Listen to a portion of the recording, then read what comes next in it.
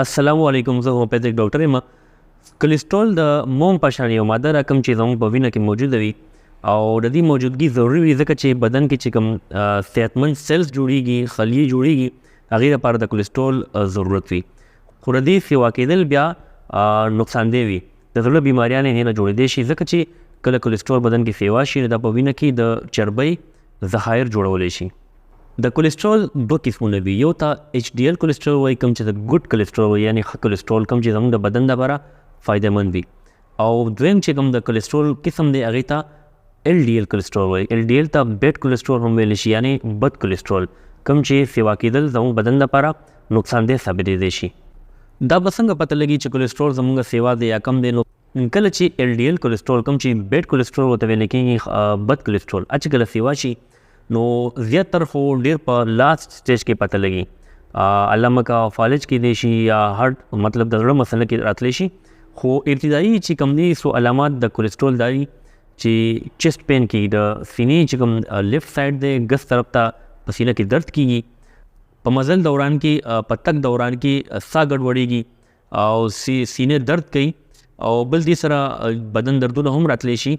په تګ دوران کې تکلیف راتلی شي، قدمونه مخکې وروسته کېدی شي. دا د کولیسټرول های کېدو علامات دي.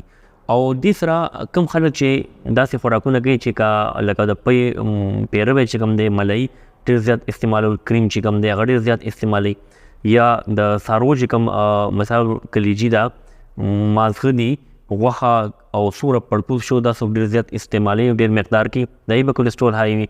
غوړ خوراک څوک ډېر زیات کوي، غوړو استعمال څوک ډېر زیات کوي نو د هغې به هم کولیسټرول لیول های وي. نو که چېرې تاسو داسې خوراک کوئ نو ستاسو کولیسټرول او دا علامات تاسو کې موجود وي نو ستاسو کولیسټرول های دی. تاسو له پکار دی چې پرهیز وکړئ. پرهیز څنګه پکار دی؟ د دې غوړو زیړو خوراکونو نه، د وریجو غوښو نه، کلیجۍ نه، د غوړو نه، د دې نه پرهیز پکار دی. او د دې متبادل خوراک تاسو له پکار دی سبزیانې او فروټ استعمال پکار دی، اوبه ډېر څښل پکار دي او ورزش کول پکار دي. د کولیسټرول کمېدو لپاره چې کومې غذا دي هغه تاسو هم د ځان سره نوټ کړئ، د دې استعمال تاسو کوئ، انشاءالله ستاسو کولیسټرول لیول به نارمل حالت باندې موجود وي که خیر وي. پای کې په لومړي نمبر چې کوم دی هغه اوږه ده. د اوږې استعمال ډېر بهتر ثابتېدی شي د کولیسټرول کمولو لپاره. دویم نمبر کې سیب دی، په فروټو کې خوباني خرماړۍ ده، انار دی، په خوراک کې فش دی، مې او مالټه ده. دا خوراکونه چې کوم دي سبزیانو په استعمال باندې، د میوو د شنو میوو په استعمال باندې کولیسټرول بالکل نه سیوا کېږي. دا تاسو بالکل استعمالولی شئ. خو چې کوم بازاري خوراکونه دي، غوړ ډېر خوراکونه دي، ډېر زیات غوړو استعمال دی او د غوښو وریجو استعمال دی، هغې سره کولیسټرول لیول سیوا کېږي. هغې نه مکمل تاسو پرهیز وکړئ. یو ډېر بهترین بل څیز تاسو ښیم د سیب سرکه. د سیب سرکه چې تاسو استعمالوئ په نهاره باندې یو ګیلاس اوبو کې 2 چمچې سهار او ماښام، نو انشاءالله ستاسو کولیسټرول لیول به دې سره هم نارمل حالت ته راځي که خیر وي. که دې ویډیو تاسو ته فایده درکړي، ستاسو خوښه شوي، د خپلو ملګرو سره هم شیر کړئ. دا ویډیو لایک کړئ، زما چینل ډاکټر شبیر پښتو سبسکرایب کړئ.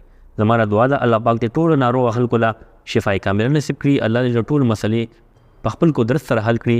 آمین. الله حافظ.